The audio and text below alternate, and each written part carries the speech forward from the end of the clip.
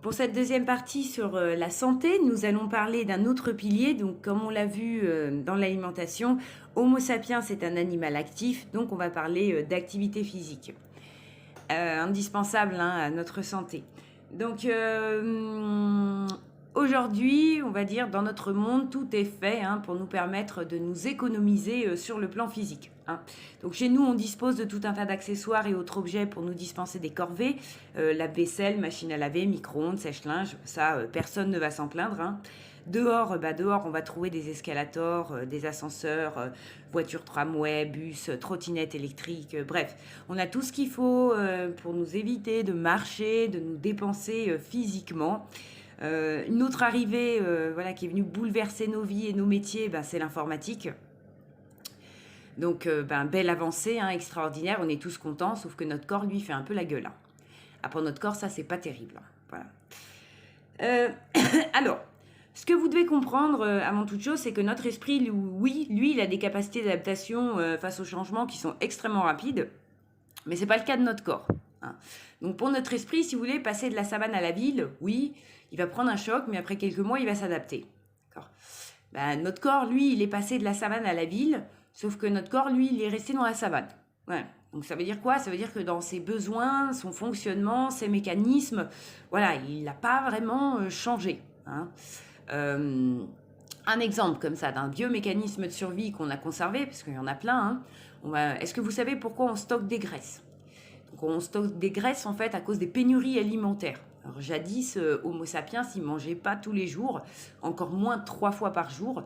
Donc notre corps, il a mis ce mécanisme de survie en place pour nous permettre de résister. Donc qu'est-ce qu'il fait notre corps? Lorsqu'on mange plus qu'il ne faut, il va tout simplement stocker le surplus sous forme de réserve de graisse. Et lorsque la nourriture vient à manquer, il lui suffit de puiser dedans. Donc ça nous a sauvé la vie. D'accord? Donc aujourd'hui, on est tous d'accord, nous dans les pays riches, hein, on a des supermarchés. Donc allez-y, je vous en prie, hein, expliquez à votre corps que grâce au supermarché, il ne manquera plus de nourriture et qu'il serait temps hein, qu'il arrête de stocker toute cette graisse qui nous emmerde. Hein. Il n'est pas prêt de le faire. Voilà, il n'est pas prêt de changer. Lui, il attend la pénurie. D'accord. Donc je vais faire une petite parenthèse parce qu'on me pose très très souvent la question, donc de quelle façon on peut déstocker les graisses? Alors il existe 3 façons de déstocker les graisses. La première, c'est la pénurie alimentaire, donc c'est le jeûne. Bon, le jeûne, vaut mieux le faire de façon encadrée médicalement. Okay. La deuxième façon de déstocker, alors ça va permettre de déstocker une partie de la graisse, d'accord? Ça va être l'alimentation telle qu'on l'a vu avec Homo sapiens. Donc c'est quoi? C'est bannir tous les sucres, hein, excepte ceux des fruits et des légumes, bannir toutes les mauvaises graisses, donc tout ce qu'on adore, hein, le fromage, le beurre, le chocolat, voilà, et garder que les bonnes graisses. Donc avec un régime comme ça alimentaire, vous allez manger plus riche en vitamines, en oligo-éléments, etc., mais vous allez manger moins riche en sucre et en gras. Donc ça va vous aider, si vous voulez, à déstocker une partie des graisses. Enfin, la meilleure façon de déstocker la graisse, et écoutez bien, ça c'est la formule voilà, qui fonctionne, c'est dépenser plus d'énergie que vous n'en consommez. Voilà. Donc ça veut dire quoi? Ça veut dire avoir une alimentation équilibrée et variée, c'est-à-dire riche en minéraux, oligo-éléments, protéines, machin, nanana, mais pauvre en gras et en sucre, voilà. Et une activité physique. Voilà, tout simplement. Oh tiens, les 2 piliers de la santé. Voilà. Donc c'est ça en fait. Donc ça c'était une petite parenthèse. Tout ça pour dire quoi? Tout ça pour dire que notre corps, on va dire, il est resté quand même plus animal. Hein. Donc, jadis, notre survie dépendait essentiellement des capacités de notre corps, hein, plus que de notre cerveau. Donc aujourd'hui, on va dire que la tendance est totalement inversée. Mais nous, on va rester dans la savane, d'accord? Donc dans la nature, c'est bien d'être intelligent, mais si tu peux pas courir à toute vitesse pour grimper à un arbre et échapper aux prédateurs, t'es mort. Donc, à tous les Homo sapiens qui pensent ou qui sont convaincus de ne pas être faits pour l'activité physique, vous avez faux. D'accord? Quel que soit votre âge, votre taille, votre couleur, votre sexe, vous êtes un Homo sapiens, vous êtes fait pour être actif physiquement à partir du moment, bien évidemment, où vous avez une bonne santé et où vous disposez de tous vos moyens. Donc, tout le monde est fait pour être actif physiquement. On va parler du sédentarisme parce que la sédentarité s'oppose à l'activité physique. Aujourd'hui, la première cause de mortalité au monde, ce sont les maladies cardiovasculaires. Donc, pourquoi ces maladies cardiovasculaires la première cause de mortalité au monde? Tout simplement à cause de deux problèmes. Donc, c'est deux piliers de la santé en plus, vous allez voir. La malbouffe, plus le manque d'activité physique, le sédentarisme. Pourquoi? Parce que on mange plus riche, on mange plus gras et on bouge moins. Donc ça veut dire quoi? C'est le contraire de déstocker la graisse que je vous expliquais tout à l'heure, dépenser plus que ce que vous avez consommé. Nous on consomme plus que ce que l'on dépense. Donc ça, qu'est-ce qu'on a compris avec la graisse? Le surplus, qu'est-ce qu'il en fait? Le corps, il va en faire de la graisse, d'accord, qu'il va stocker. Le problème, c'est que lorsque la graisse, elle commence à s'installer en masse au niveau de la région abdominale, donc au niveau du ventre, elle vient juste à côté d'un organe, quand même, qui apprécie moyennement la graisse. C'est le cœur, d'accord? Donc c'est ça, en fait, qui va augmenter les maladies cardiovasculaires et qui en fait aujourd'hui la première cause de mortalité au monde. Donc c'est la malbouffe conjuguée au sédentarisme. Donc c'est important, ok? Donc, on considère qu'une personne est sédentaire à partir du moment où elle fait moins de 3 heures d'activité physique par jour. D'accord? Donc on va faire un point. Sport et activité physique. Le sport, c'est de l'activité physique. L'activité physique, c'est pas du sport. D'accord? Donc le sport, c'est codifié. Il y a des règles, voilà, c'est le football, le rugby, voilà, c'est partout, il y a des règles. L'activité physique, c'est tout le reste. C'est le fait de faire du vélo, nager, marcher, etc. Donc on a catégorisé en fait les activités physiques selon leur intensité.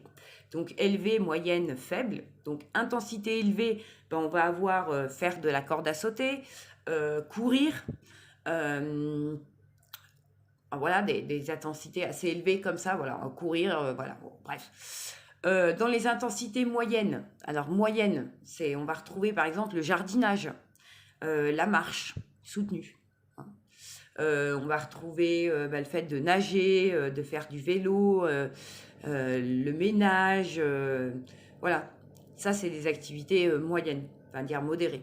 Donc, dans les activités faibles, à intensité faible, on va retrouver par exemple, je sais pas moi, la pétanque, la cuisine, voilà. Donc, il n'y a pas beaucoup de mouvement, mais le corps est quand même debout, il bouge un peu. Donc, voilà. Donc, l'activité physique, c'est ça.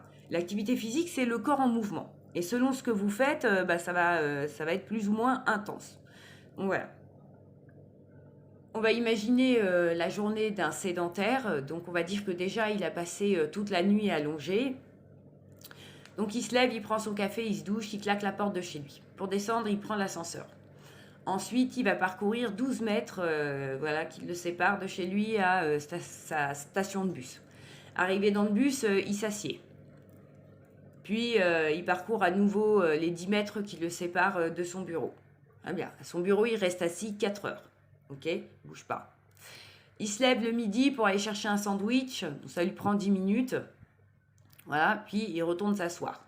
Au passage, 4 heures de position assise, ça vaut pas un sandwich. Donc, on va dire que déjà, il consomme plus que ce qu'il a dépensé. Ok. Ensuite, il va rester à nouveau 4 heures assis. Et puis, il va rentrer chez lui. Donc, même topo, il prend le bus. Voilà, il reparcourt les 12 mètres qui le séparent de chez lui. À nouveau, il prend l'ascenseur. Et arrivé chez lui, on va dire qu'il a la flemme, il n'a pas envie de faire à manger. Donc, il balance un plat dans le micro-ondes. Il dîne. Et puis, il termine sa soirée allongé devant sa télé pour regarder un documentaire.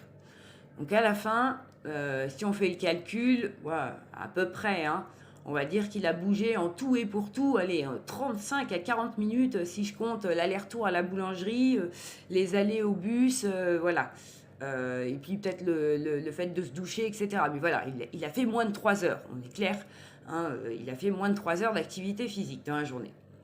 Alors, je sais qu'il y a, voilà, que c'est le quotidien hein, de beaucoup de gens. Mais je vais vous engueuler, parce que c'est pas bien ça. C'est pas bien du tout. Alors, je vous dis pas de changer radicalement, hein, c'est pas du tout... mais franchement, les gens, réfléchissez, votre corps, vous en avez besoin, quoi.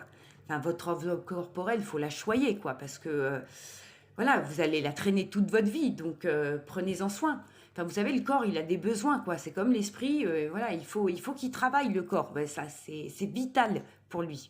Donc, j'espère que je vais réussir à vous convaincre, à vous mettre un petit peu plus à l'activité physique. Et voilà, on va voir ça ensemble, on va voir pourquoi c'est si indispensable à notre santé.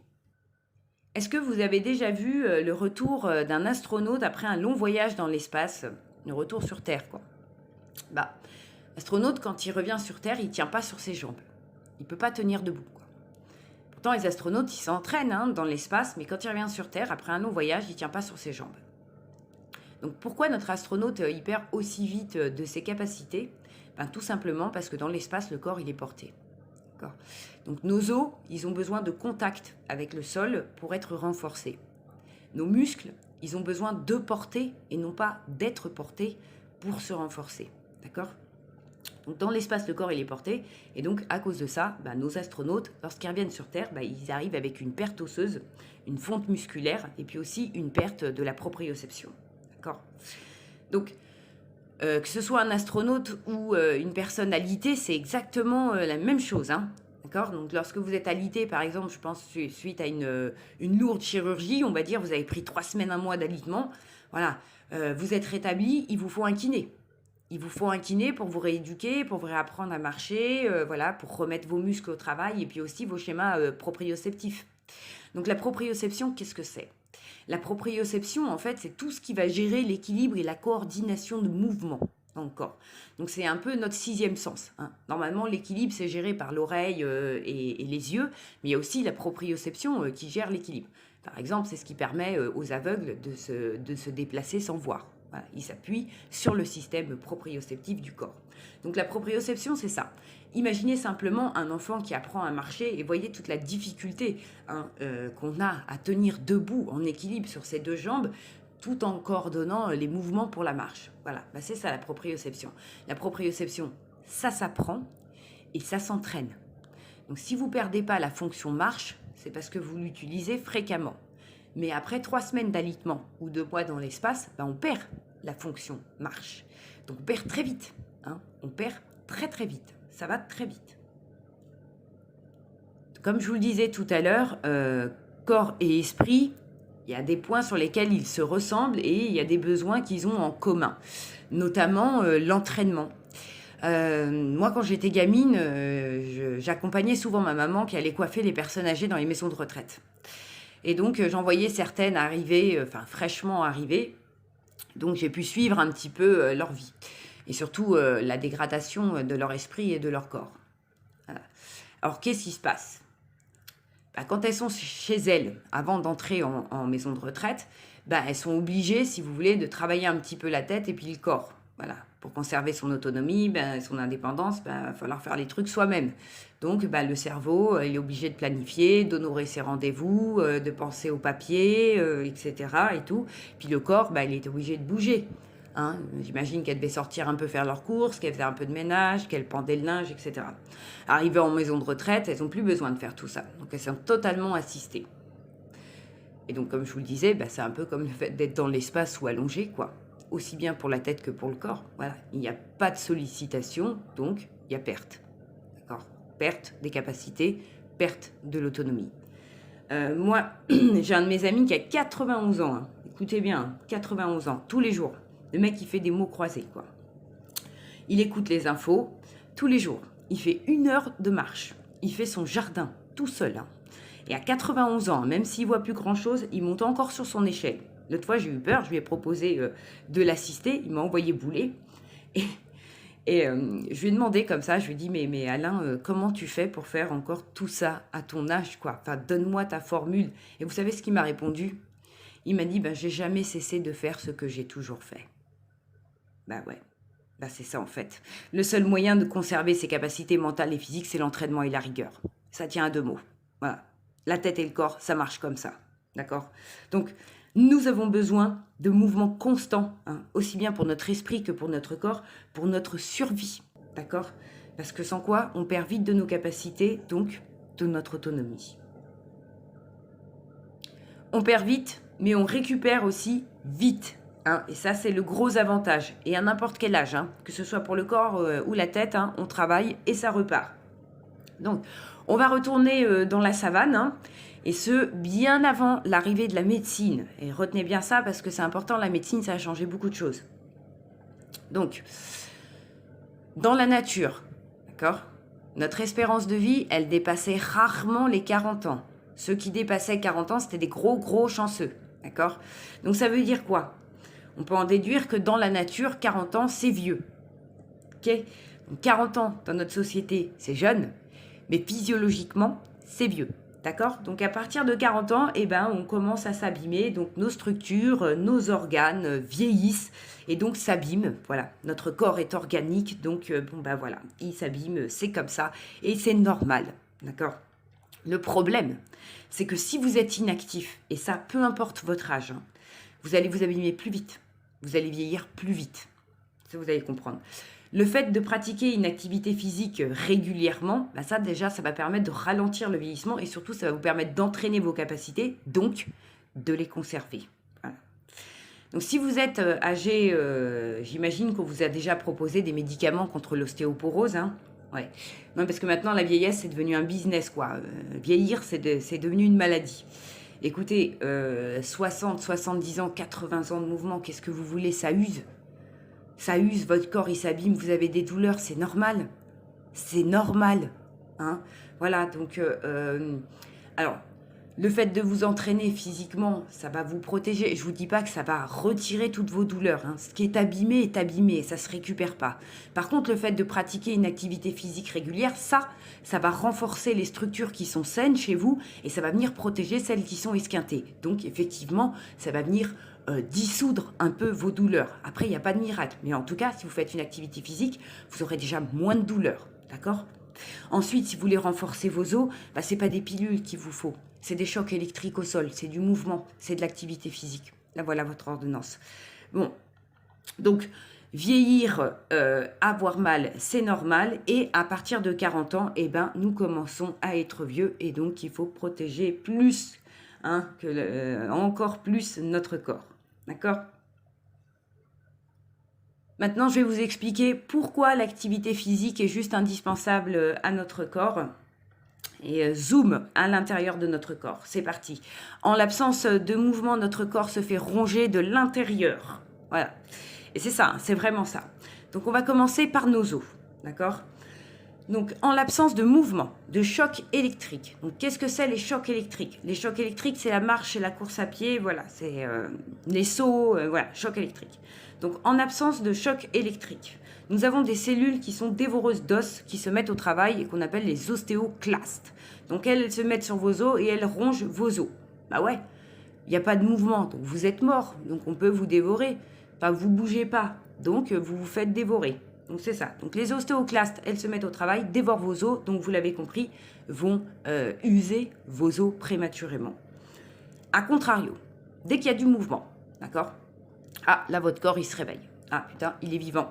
Va falloir faire quelque chose, là. Parce que là, il est en train de créer des micro-fractures, il est en train de bouger. Donc, va falloir réparer, va falloir cicatriser, va falloir densifier. Donc là, votre corps, il se réveille. La nuit, lorsque vous dormez, les ostéoclastes qui vous mangeaient tranquillement, elles vont se faire dégager par des ostéoblastes, qui, elles, sont des cellules réparatrices d'os. Donc, elles vont venir réparer et densifier l'os. Donc, ça veut dire quoi? Ça veut dire que je ne bouge pas, j'abîme mes os. Et si je bouge, je fais tout le contraire. Je vais venir renforcer mes os. D'accord? Donc, ça marche aussi comme ça pour les articulations. Nos articulations, elles baignent dans un lubrifiant qu'on appelle la synovie. Et la synovie, en fait, c'est chargé en nutriments. Donc, je ne bouge pas. Pourquoi est-ce que je vais relâcher de la synovie? Il ne va pas relâcher de synovie, votre corps. Et vous n'en avez pas besoin, vous ne bougez pas. Donc, il ne lâche pas de synovie. Donc, mon cartilage, il ne va pas être rechargé en nutriments. Et 2, s'il n'y a pas beaucoup de synovie, ça va commencer à frotter un peu, ça va moins bien glisser.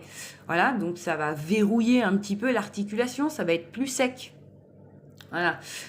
Au contraire, dès que vous vous mettez à bouger, là, votre corps, pareil, il se réveille. Bon, il y a du mouvement, donc on va faciliter les glissements. Donc, on va venir relâcher plus de synovie, voilà, pour aider. Et là, voilà. Et en bougeant, qu'est-ce que vous faites? Vous allez permettre à la synovie de circuler. Et en circulant, va venir recharger tout votre cartilage. Donc, je ne bouge pas. Je perds de mon capital articulaire. Je bouge, je viens renforcer mes articulations. Et alors, ça marche aussi comme ça pour les tissus, par exemple. Alors, les muscles et les fascias, c'est pareil. Si vous ne bougez pas, ben là, pareil, il n'y a pas de mouvement. Donc, il y a une enzyme mangeuse de collagène qu'on appelle la collagénase qui vient et qui vous dévore. Donc ça, c'est pareil. Ça va venir scléroser les tissus. Ça va limiter la friction des tissus entre eux. Voilà, ça va enraidir vos tissus, créer des tensions. Voilà. A contrario, si vous bougez, bah là, vous allez libérer plus de collagène pour faciliter le mouvement. Donc là, vous allez récupérer de l'amplitude de mouvement, de la souplesse, du glissement. Voilà, et ça va vous libérer aussi des tensions. Voilà. Donc tout marche comme ça dans le corps. Hein. Voilà. Donc retenez simplement que voilà, le mouvement, ça permet au corps de se reconstruire, se régénérer, se consolider et se renforcer. D'accord ? Donc, le repos, c'est la nuit, d'accord ? La nuit, le corps, il passe la nuit allongé, d'accord ? Donc, il me semble logique que le reste du temps, notre corps soit fait pour bouger, d'accord ? Donc, dans l'idéal, selon l'OMS, voilà, chacun devrait bouger, chacun devrait pratiquer pour sa santé 3 heures d'activité physique par jour. Je crois qu'ils disent au moins 3 heures d'activité physique par jour. Voilà. Moi, je vous dirais 7 heures. Alors, je sais, c'est totalement impossible. Hein. Bien sûr, vous travaillez, bien sûr, vous avez des choses à faire, etc. etc. Je vous dis juste, c'est mon avis. Pour moi, ce serait 7 heures. Je sais bien que c'est impossible. Donc, on va dire, voilà, on va rester sur les chiffres de l'OMS. Donc, on va dire 3 heures. 3 heures d'activité physique par jour. Alors, attention. 3 heures d'activité physique par jour, vous n'êtes pas obligé de faire 3 heures d'affilée, hein, d'accord ? Vous pouvez dispatcher. Hein. Et quand je dis activité physique, souvenez-vous, hein, si vous jardinez, si vous cuisinez, tout ça, ça compte, hein, d'accord ? Donc, quelle activité physique faut-il privilégier pour notre corps, pour la santé de notre corps ? Qu'est-ce qu'il y a de mieux pour notre corps en termes d'activité physique ? Si on observe Homo sapiens dans la nature, on va dire que, bon, lui, il n'avait pas besoin de faire d'activité physique, sa survie, c'était déjà de l'activité physique. D'accord ? On va dire que, voilà, il devait courir de temps en temps pour chasser ou pour fuir. De temps en temps, j'imagine qu'il portait ses aliments. J'imagine aussi qu'il devait grimper aux arbres. Mais surtout, Homo sapiens, il marche. Homo sapiens, il marche. Depuis la nuit des temps, l'homme marche. Et l'homme a toujours marché. Donc la marche, pour moi, c'est notre sport ancestral.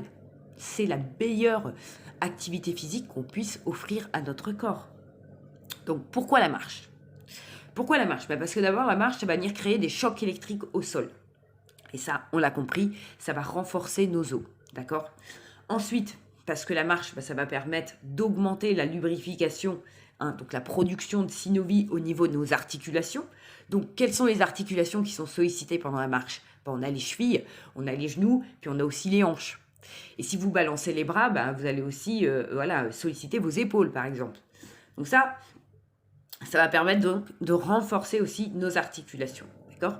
Ça va permettre aussi de tonifier la masse musculaire des jambes et puis aussi des bras, si vous agitez les bras.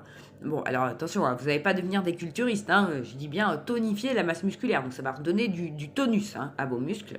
Voilà. En parlant des muscles, la marche est excellente pour les muscles aussi.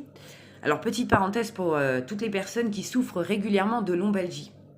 Alors, on l'a vu ensemble, la position allongée, ça tue, c'est pire. Donc, par pitié, lorsque vous avez mal au dos, je sais qu'on a envie de rester cloué au lit, mais lorsque vous avez mal au dos, si vous voulez que ça s'arrange vite, il faut bouger. Voilà, c'est vraiment le mouvement qui va vous libérer. Si vous marchez, vous allez chauffer vos muscles. Vos muscles, quand ils vont s'allonger, qu'est-ce qu'ils vont faire ? Ils vont vous libérer un peu des tensions quand même, déjà. Donc ça va être moins tendu, ça va faire du bien. Et puis derrière la marche, qu'est-ce qui se passe ? Derrière la marche, il y a cicatrisation.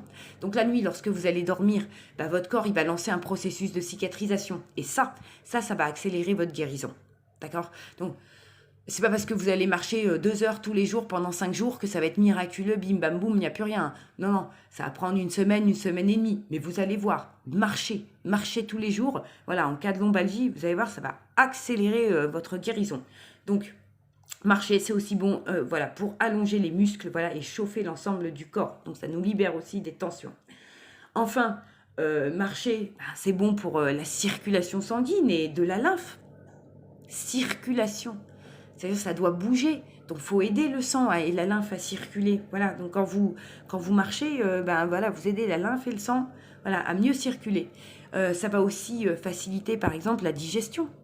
La digestion, bah, parce que nos viscères, elles descendent quand même assez bas sur le torse. Donc lorsque vous marchez, bah, les cisaillements des jambes, ça vient faire bouger les intestins. Et ça, bah, ça va vous aider à digérer. Voilà. Et puis c'est bon pour la tête aussi. On n'en a pas parlé de toutes les bonnes hormones et tout véhiculées par l'activité physique. Mais c'est indispensable à l'homme. On en a besoin, quoi. Hein? C'est bon pour notre tête. Voilà, ça nous permet de nous aérer un petit peu et puis ça nous change les idées. Bon, je vais devoir finir très vite. Enfin, on va essayer, mais je voulais voir encore 2 points avec vous importants. Donc, on n'en a pas parlé, mais nos enfants.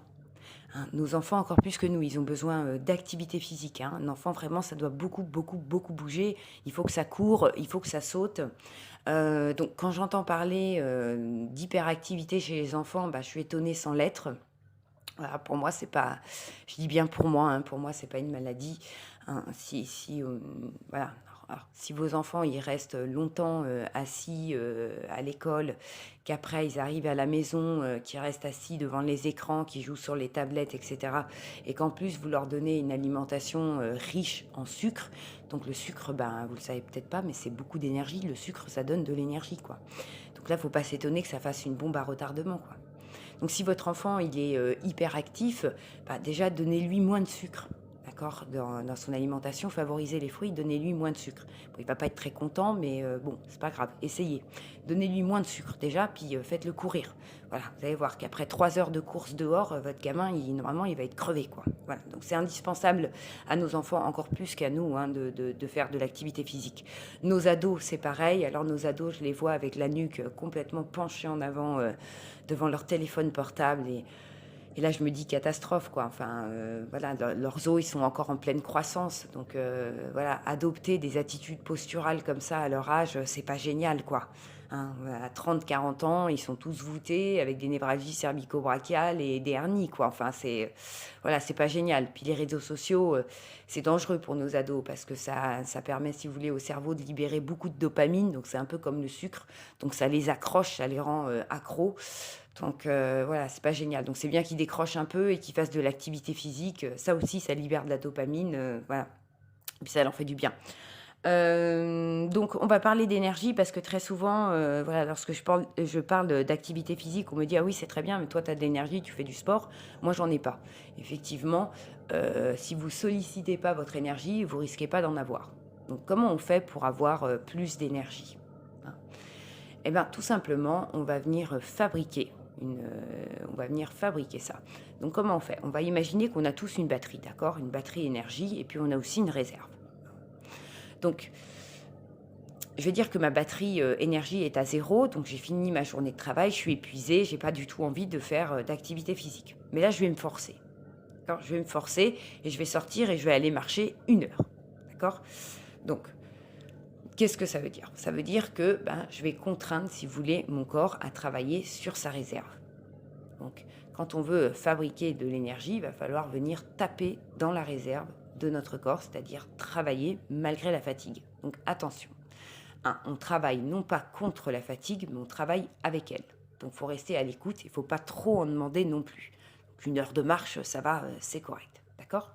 Si j'installe ça tous les jours, mon corps, il ne va pas être très content au départ, hein, il va montrer qu'il est fatigué, mais au bout d'un moment, il va se dire, tiens, je suis fatiguée et visiblement, tous les jours, elle me demande de fournir des efforts supplémentaires. Donc, je vais lui répondre.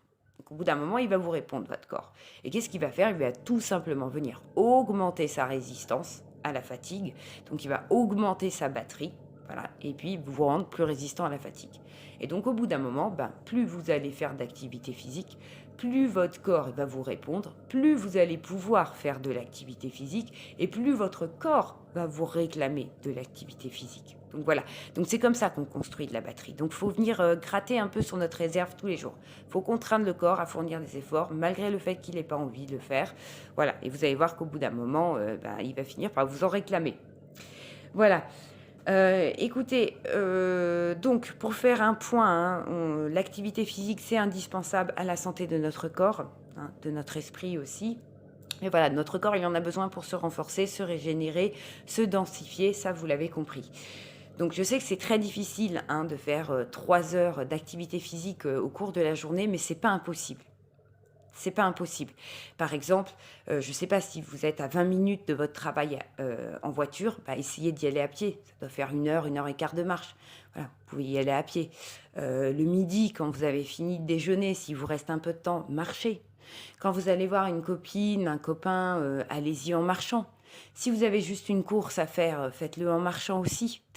Et puis enfin, faites tout ce que vous avez l'habitude de faire, mais à l'envers. C'est-à-dire plutôt que de trouver une excuse pour vous économiser et aller vite, ben, trouvez une excuse pour faire un effort. Donc lorsque vous croisez un escalier, ben, prenez-le. Voilà, évitez les ascenseurs, les escalators, tout ça, ça compte, hein. Chaque petit effort compte.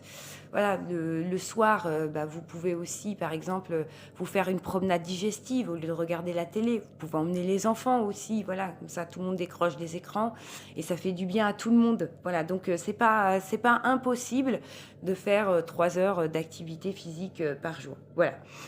Écoutez, je vais m'arrêter là, hein. Je pense qu'on a fait le tour pour aujourd'hui.